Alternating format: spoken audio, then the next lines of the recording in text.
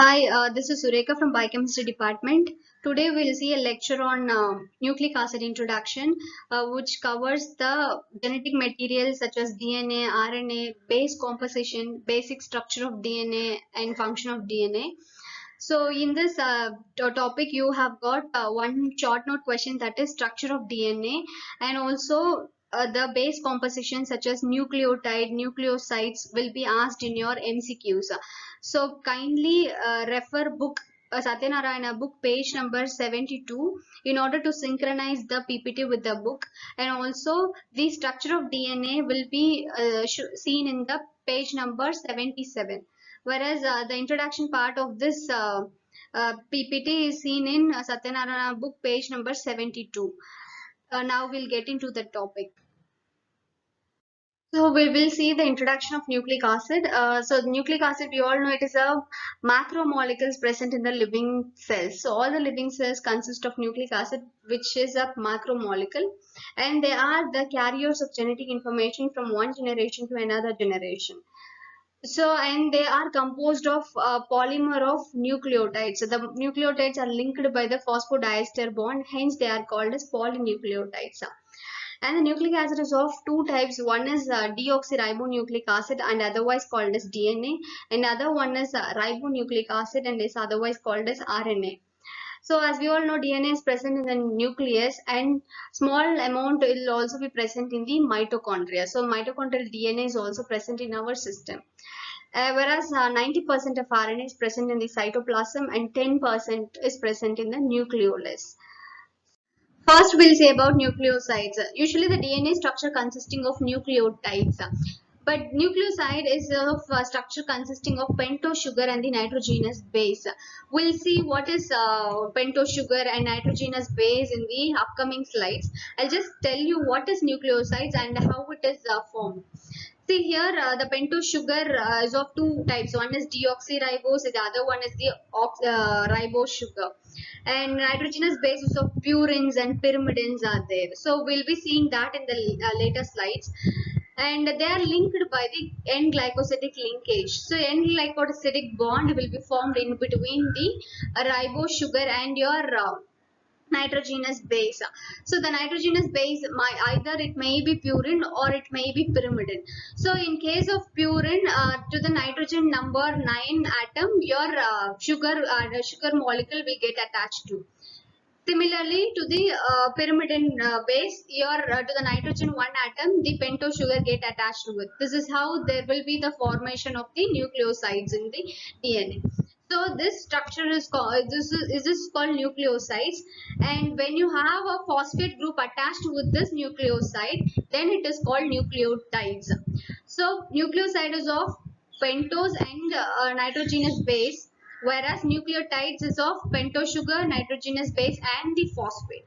So here in the picture I have mentioned that base plus sugar gives you nucleoside, whereas base plus sugar plus phosphate together they are called nucleotides. So this is just the initial of your the nucleoside is just initial of your nucleotides. If phosphate gets attached to nucleoside, it is called nucleotide. So we'll see how it is formed and what are all the basic components in the upcoming slides.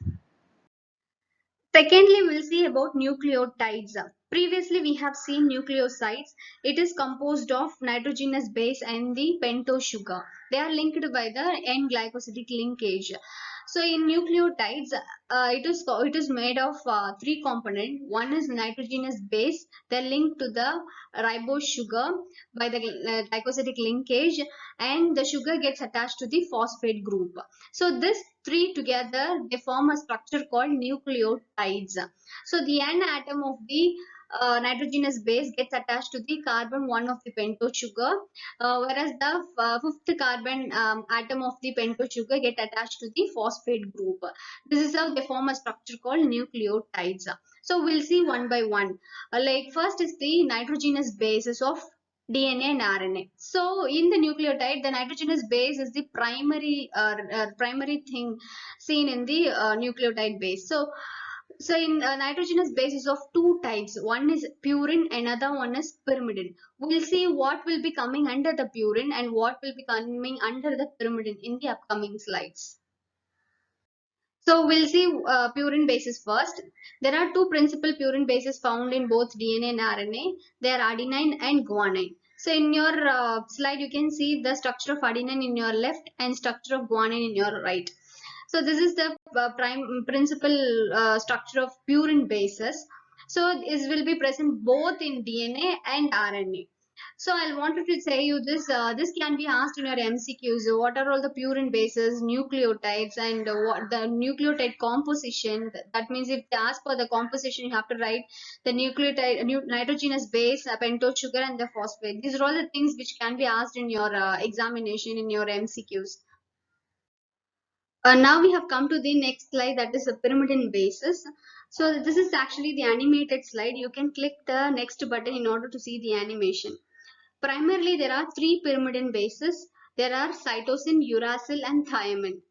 So out of these three, cytosine is the common pyrimidine base present in both DNA and the RNA. So cytosine is present both in DNA and RNA. And uracil is the another pyrimidine base found exclusively in the RNA. So out of three, the cytosine and the uracil will be found in the RNA, whereas the cytosine and the thiamine will be found in the DNA. So DNA containing thiamine exclusively in its composition. So now down you can see the structures of individual pyrimidine bases, cytosine, thiamine and the uracil. So far we have seen the nitrogenous base. Under nitrogenous base we have seen purine and the pyrimidine. The purine is of adenine and the guanine. The adenine and the guanine will be present both in the DNA and RNA. And next comes the pyrimidine bases. In the pyrimidine base, cytosine will be present both in RNA and DNA, whereas uracil is the nucleotide which present in the uracil is the pyrimidine base which present in the RNA, whereas thiamine is the pyrimidine base exclusively present in the DNA. So you have to know the difference, that the RNA will be consisting of purine nucleotide, that is adenine and guanine, and the pyrimidine nucleotide cytosine and uracil, whereas DNA containing the purine nucleotide adenine and guanine, and the pyrimidine nucleotide cytosine and thiamine. So these are the differences you have to be careful with. Now we have come to the another important composition of nucleotide, that is pentose sugar. So the pentose sugar is of either dextrorotatory ribose, that is D-ribose, or dextrorotatory 2-deoxyribose or D2-deoxyribose. The DNA consisting of D2-deoxyribose, whereas RNA consisting of D-ribose. So in the structure of DNA, you could see only D2-deoxyribose, whereas in structure of RNA, you could see only D-ribose. That's it. So because there is in the pentose sugar, you can see the differences in the structure. Thereby the structure, the name of the pentose sugar varies. See here the picture showing the deoxyribose in your left and the ribose in the right. In the deoxyribose, in the second carbon atom, you can see the H atom. So when it is in the deoxy form, the ribose is called as deoxyribose. So the usual ribose will be consisting of OH in the second carbon. So that is, there is a difference. So this differences makes the DNA sugar vary from the RNA sugar. So the DNA will be consisting of 2-deoxyribose, whereas RNA consisting of ribose. So this ribose is get linked with the nitrogenous base with the covalent N-glycosidic linkage or N-glycosidic bond. So to the first carbon atom of the ribose or deoxyribose, your purine or the pyrimidine get attached to by the N-glycosidic bond. So this is the pentose sugar present in the nucleotides. So to the fifth carbon here, the phosphate groups get attached to it, and then it is called as nucleotides. Previously, we have seen the compositions of the nucleotides. Now we will see how the nucleotides are linked and they are named. So in this slide, you can see the nucleotides are the phosphorylated nucleosides. So I told you the nucleosides is made of nitrogenous base and the pentose sugar. So to the nitrogenous base and the pentose sugar, the phosphate group get attached to. Then the structure is called nucleotides. So the nucleotides are phosphorylated nucleosides. And the phosphate groups get attached to the pentose sugar with the ester linkage to the fifth carbon of the pentose sugar. So depending on the pentose sugar, the nucleotides may be called as deoxyribonucleotides or ribonucleotides. So in deoxyribonucleotides, the nucleotides will be consisting of pentose sugar, deoxyribose, and they are the monomeric units of the DNA. So the DNA will be consisting of deoxyribose. And in ribonucleotides, the nucleotide will be consisting of the pentose sugar, D-ribose, and they are the monomeric units of the RNA, which means the RNA will be consisting of the ribose nucleotide. In this slide, you can see the formation of names upon the combination of a pentose sugar and the nitrogenous base. If the pentose sugar is ribose and the nitrogenous base is adenine, then the structure is called adenosine. Similarly, if the nitrogenous base is cytosine and the ribose sugar gets conjugated, then the structure is called cytidine. Similarly, when you come to the nucleotides, I mean ribonucleotides, there the phosphate group get attached with the adenosine, then the structure is called adenosine 5' monophosphate, because the phosphate group attached to the fifth carbon atom of the ribose sugar, hence it is called adenosine 5 monophosphate. Similarly to the cytidine, if the phosphate group gets attached with, then it is formed a cytidine 5' monophosphate. This is a ribonucleotides. So when you come to the deoxyribonucleosides, so to the deoxyribose sugar, the adenine nitrogenous base gets attached to it, and the structure is called deoxyadenosine. Similarly, to the pyrimidine base, that is cytosine, the deoxyribose gets attached to it, then the structure is called deoxycytidine. So deoxy forms will be found in the DNA. So when you come to the deoxyribonucleotides, the phosphate groups gets attached to the deoxyribonucleosides, then the structure is called deoxyadenosine 5' monophosphate. So the to the fifth carbon position of the ribose sugar, I mean deoxyribose sugar, your phosphate group gets attached with, then the structure is called deoxyadenosine 5' monophosphate. Similarly to the deoxycytidine, to the fifth position, your phosphate groups get attached with, then the structure is called deoxycytidine 5' monophosphate. So the ribonucleosides and ribonucleotides will be found in the RNA, whereas deoxyribonucleotides will be found in the DNA. So you can see the uridine. Uridine means uracil, the presence of the pyrimidine base uracil in the RNA, whereas the pyrimidine base thymine will be seen in the deoxyribonucleotides, I mean DNA. Previously, we have seen the formation of nucleoside monophosphate or phosphorylated nucleoside, that is nucleotide. So DNA will be consisting of nucleotide with monophosphate, but nucleoside diphosphate and triphosphate can also possible due to the additional phosphate group gets attached to the existing phosphate. So because this nucleoside diphosphate and nucleoside triphosphate may be used in the many other biochemical functions. They involve in biochemical function as a different forms that we will see in the functions of the nucleotides. And when you come to the structures of the nucleoside monophosphate, to the deoxyadenosine 5' monophosphates gets attached, then the structure is called deoxyadenosine 5' monophosphate. Here only one phosphate is seen in the 5' carboxyl group of the deoxyribose sugar. In deoxyadenosine 5' diphosphate, two groups of phosphate gets attached to the 5' end. Similarly, in the deoxyadenosine 5' triphosphate, three groups of phosphate groups gets attached to the 5 dash 5 dash group of the deoxyribose sugar. So depending upon the number of phosphate group, the name of the nucleoside varies.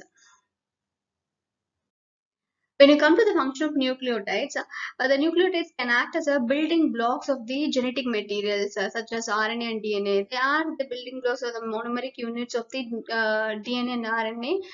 And apart from that, they can also perform many other functions in our system. So they act as a coenzyme by conjugating with the B complex vitamins. Say for example, FAD, NAD, NADP plus coenzyme A. These are all the various nucleotide base conjugated vitamins. They act as a coenzyme and involved in many biochemical reactions. So I told you in the previous slide the nucleoside diphosphate in the form of diphosphate or triphosphate. So they perform the function like this.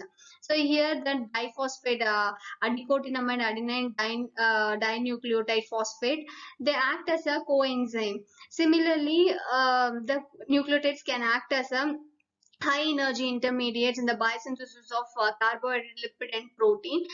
Say for example, UDP glucose, CDP acyl glycerol, S-adenosyl methionine. These are all various high energy intermediates. They formed upon the combination of nucleotide with the biosynthesis of carbohydrate, lipids and the proteins. There are three more functions will be performed by the nucleotides that will be shown in the next slide. The another important function of nucleotides is the nucleotides can function as the energy currency of the cell. Say for example, adenosine triphosphate or ATP, they act as a high energy currency of the cell of our system. Similarly, the nucleotide can control the metabolic reaction and they act as allosteric regulators. They either they inhibit the reaction or by activate the reaction or mean metabolic reactions, and thus they are acting as a allosteric regulators. Similarly, this nucleotides such as cyclic AMP and cyclic GMP can act as a second messengers in the hormonal functions. So during the hormonal action, the cyclic AMP, cyclic GMP, they act as a second messenger in order to pass the signal of the hormones to the respective protein. So this cyclic AMP or cyclic GMP, they are nucleotides, they act as a second messenger. So these are all the various important functions performed by the nucleotides other than the building blocks of the genetic material. Now we have come to an important topic, that is structure of DNA. The structure of DNA is a very important short note question which can be asked in your examination. So we all know the DNA is a very long thread-like structure which is composed fully of deoxyribonucleotides. So previous slide we have seen how the deoxyribonucleotides are formed. It is composed of three main components, that is nitrogenous base, sugar and the phosphate group. The sugar present in deoxyribonucleotide is deoxyribosugar, and the DNA structure will be consisting of single phosphate group. So this is the basic thing we have already seen in the previous slide, how the deoxynucleotides are formed. So we'll see how the what are all the functions played by the each component. So the nitrogenous base present in the structure of DNA helps in the carrier of the genetic information. So the nitrogenous base are solely responsible for carrying the genetic information, whereas sugar and the phosphate group present in the structure of DNA helps in providing the structural backbone of the DNA. So here you could see the structure of the DNA. Here we all know DNA is a double helical structure. They run anti-parallelly. Like they are wound in such a way, they run in a anti-parallelly, like 5' to 3' and 3' to 5' end. And you can see the sugar and the phosphate backbone. So the backbone of the the backbone of the structure of DNA is mainly due to the presence of the sugar and the phosphate, and because of the linkage provided by the sugar and the phosphate is the phosphodiester linkage that we will see in the next slide, how the phosphodiester linkage is formed between the deoxynucleotides, and they help in providing the structural backbone of the DNA. And in between the structure of the DNA, you could see the nitrogenous base. They are responsible for the carrier of the genetic information.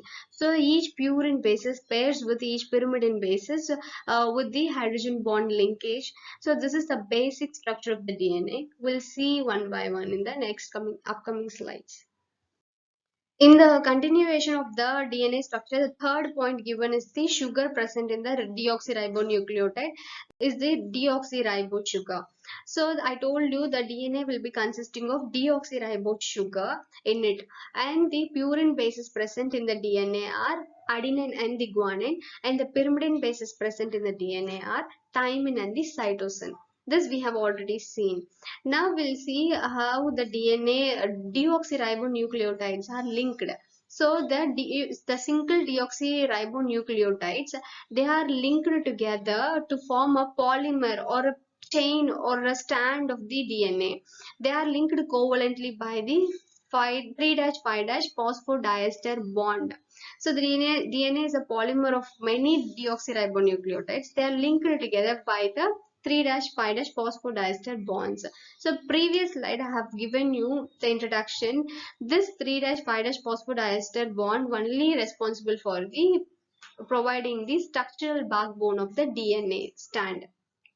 So we'll see how this 3'5' phosphodiester is formed. So I told you the single strand of DNA, they run from 5' to 3' end.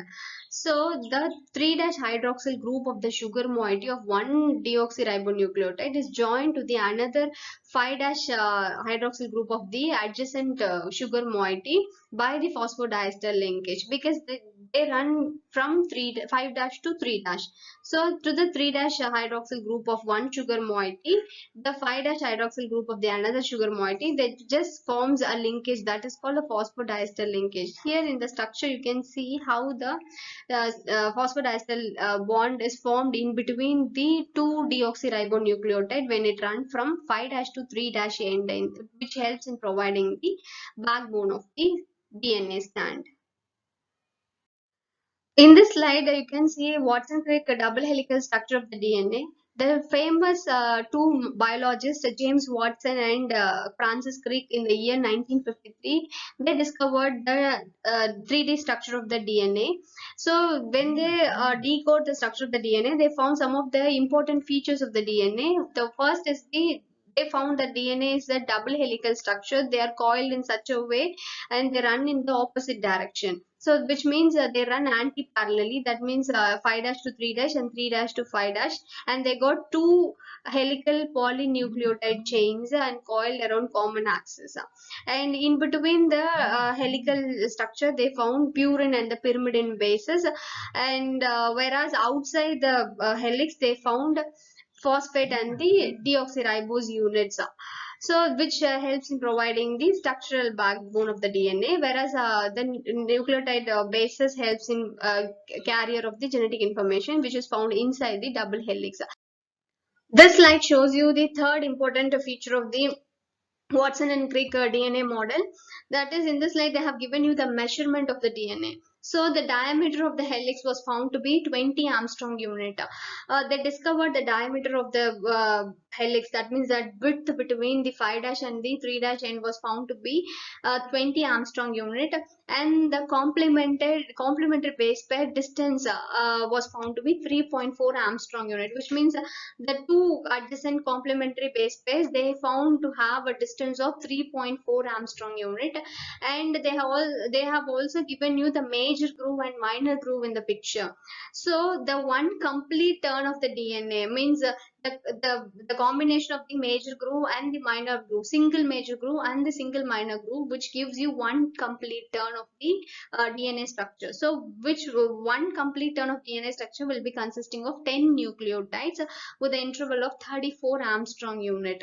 So the minor groove and the major groove combination to have a 10 nucleotide residue in it with an interval of 34 Armstrong unit. So this will be the measurement or the prominent structure of the DNA, which was derived by the Watson and Crick.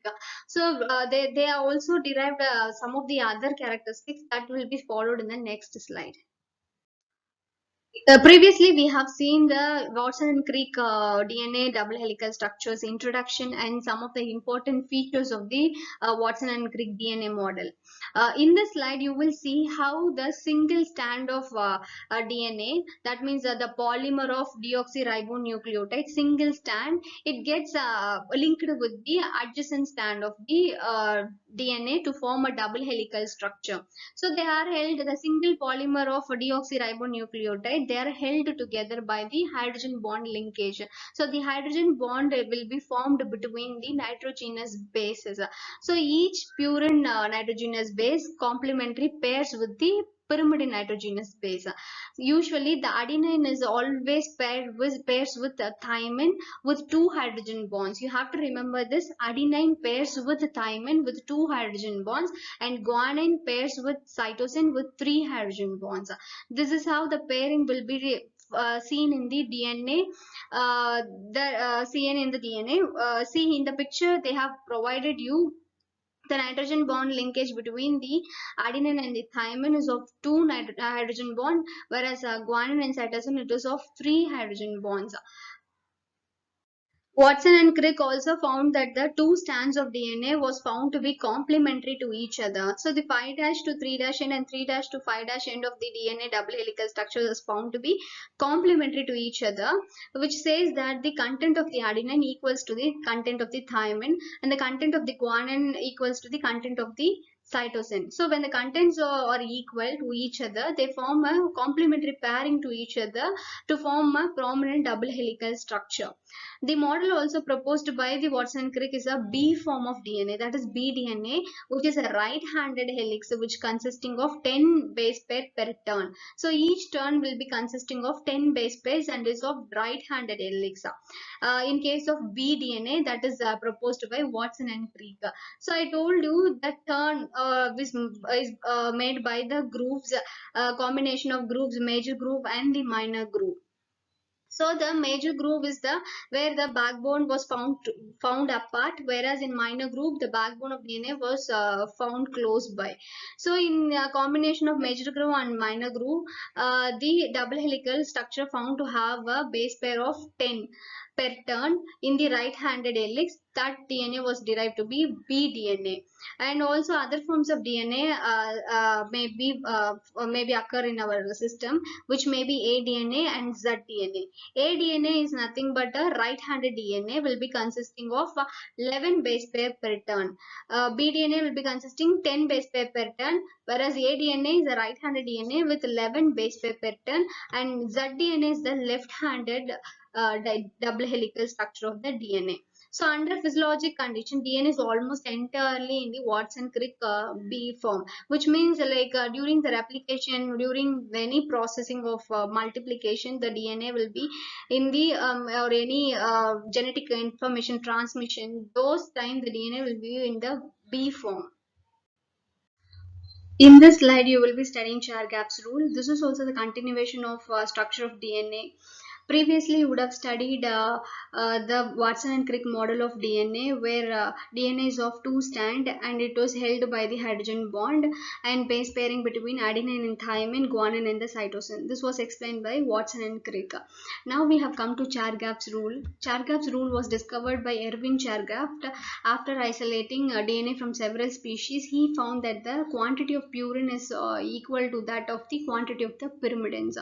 So which means the content of the adenine is equal to thymine. The same way the content of the guanine is equal to content of the cytosine. So he also says that the one member of the base pair in the DNA must be purine, the other member must be pyrimidine. So only the purine can form a base pairing with the pyrimidine. And also this base pairing restriction explains the double standard DNA molecule to have a content of the adenine is equal to thymine. The same way the content of the guanine is equal to that of the cytosine. When you calculate the ratio of the purine to the pyrimidine base in the DNA is always found to be 1. This explains the Chargaff's rule. So the complementary pairing between the purine and the pyrimidine was found to be equal. So the quantity of the or the content of of the purine is always found to be equal to the content of the pyrimidine, and when you calculate the ratio of the purine to the pyrimidine base in the DNA is also found to be 1. So the Watson and Crick model also found to follow the Chargaff's rule, and Chargaff's rule was discovered by Erwin Chargaff. Now we have come to the function of the DNA. We all know DNA is a store of the genetic information. So the genetic information, the entire genetic information of the organism is stored in the DNA. With that, they perform two important functions. One is they are solely responsible for the synthesis of all proteins in our system. So all the proteins in our system are derived from the source of information stored in the DNA. And second is they just help in the transfer of the genetic information from the parent to the daughter cells or the offsprings. So the information will be carried to the next generation by the stored by the DNA. So these are all the two important functions derived from the DNA. And with this, ending the lecture. In this lecture, you have seen the basic introductions of the DNA, RNA, the structure of DNA, function of DNA. So if you have any further clarification, please do mail me. Thank you.